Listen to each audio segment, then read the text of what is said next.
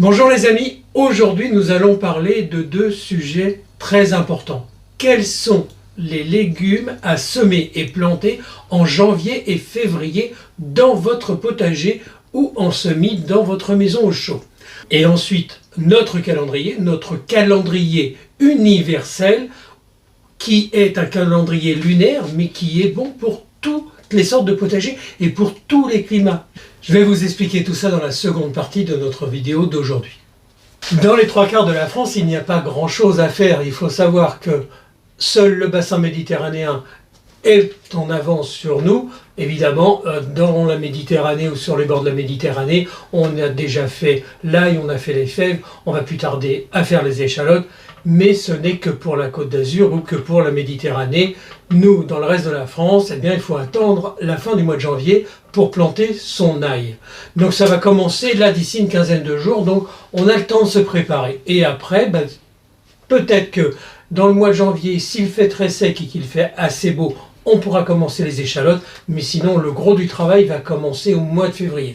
Donc nous avons pour ce mois de janvier et ce mois de février 15 légumes à semer et planter.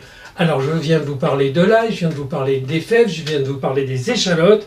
Il y aura aussi les choux cabus, les choux raves et les choux de Bruxelles qu'on peut lancer, mais très au chaud et bien au couvert. Pourquoi? Parce que si vous ne les semez pas au chaud, et bien tout simplement quand les plants vont pousser, et bien ils vont monter en graines, vous n'aurez aucune semence qui sera positive, ça sera du temps perdu et il faudra recommencer plus tard. Après les choux, eh bien évidemment, nous avons les navets, les oignons blancs qu'il faut commencer.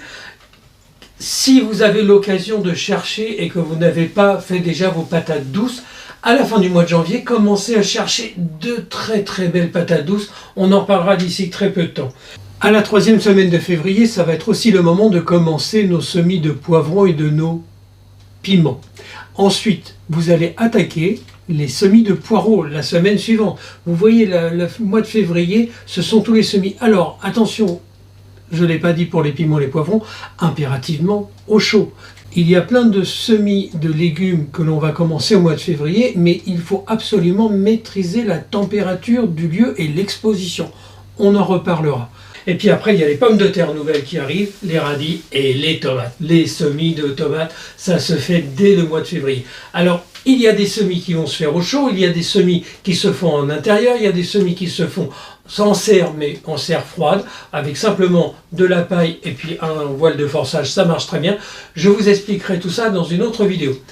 Donc voilà, si vous voulez recevoir cette liste des semis qui ont toutes des dates, ça m'amène à vous parler de notre calendrier lunaire. N'hésitez pas à m'envoyer un message à popote-et-potager56@gmail.com. Je vous renverrai le calendrier de ce début d'année pour les 2 premiers mois en attendant que j'ai terminé définitivement mon calendrier lunaire. Les 2 premiers mois de l'année de ce calendrier lunaire se fera uniquement par correspondance, par mail. Je vous l'ai déjà mis sur Facebook si vous voulez aller jeter un œil, mais je vous l'envoie avec le plus grand plaisir. Tout le calendrier lunaire de l'année 2024, vous le retrouverez sur notre site internet qui est un peu en retard. Vous avez compris, ça a été prévu directement pour être tout prêt pour le 1er janvier. La tempête nous a beaucoup retardé dans notre programmation. On travaille tous les jours, 7 jours sur 7, pour rattraper et combler notre retard.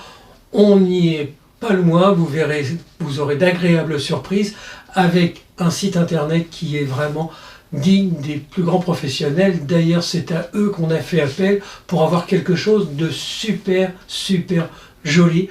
Vous allez retrouver toute l'âme de Popote et Potager dans ce site internet. On en est ravis.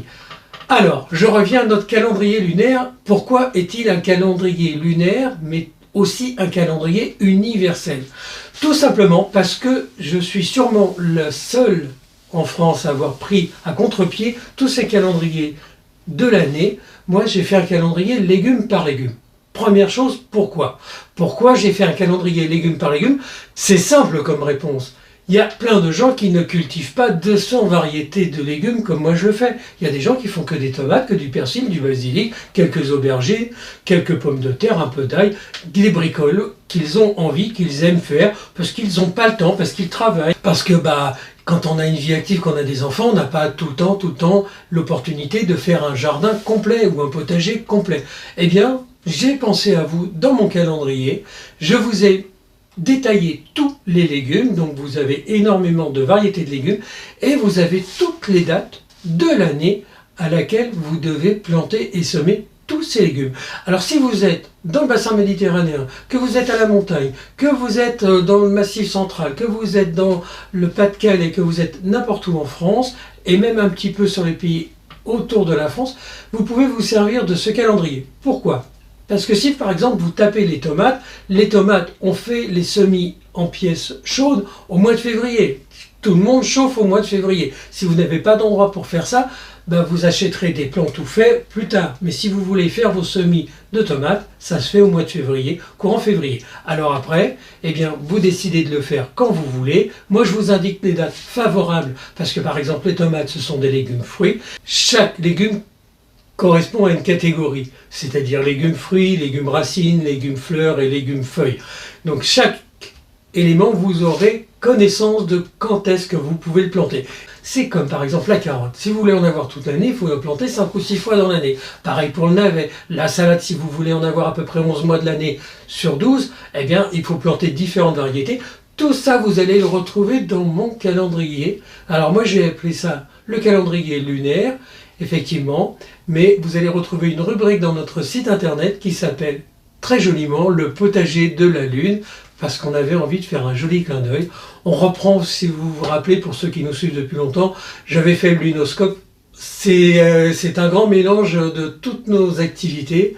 Alors on en est arrivé aujourd'hui à une grande avancée, c'est-à-dire que depuis des années, je marque tout ce que je fais tous les jours, je marque toutes les variétés de semis que j'ai fait, les variétés de légumes que j'ai plantés, je note tous les rendements, je note toutes les surfaces cultivées, je note absolument tout, et puis ça m'a permis de détailler, et là vous allez avoir l'agréable surprise d'avoir des conseils sur des semences avec des prix concurrentiels, parce que ça aussi on va en parler très prochainement. Alors pour aujourd'hui, on va se limiter sur ces 2 points. Que faire au potager en janvier et février, que semer et planter, et puis le calendrier universel, qui est un calendrier lunaire que vous pouvez trouver sur notre chaîne ou que vous pouvez trouver directement par réponse par mail à popote et potager 56 le tout attaché @gmail.com.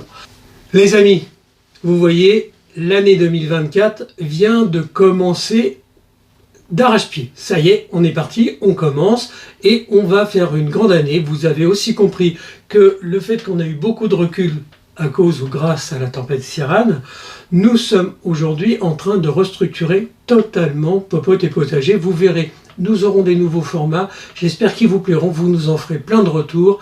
Ça sera sûrement très intéressant pour vous de nous suivre, beaucoup plus facile, plein de bonnes choses en perspective. Allez, je vais m'arrêter là pour aujourd'hui parce qu'après vous allez dire qu'est-ce qu'il parle. C'est un peu vrai aussi de temps en temps. Allez, je vous embrasse très fort. À la semaine prochaine pour d'autres choses. Vous verrez que j'ai beaucoup de choses encore à vous raconter. Je vous embrasse. N'oubliez pas de vous inscrire. N'oubliez pas de faire un pouce.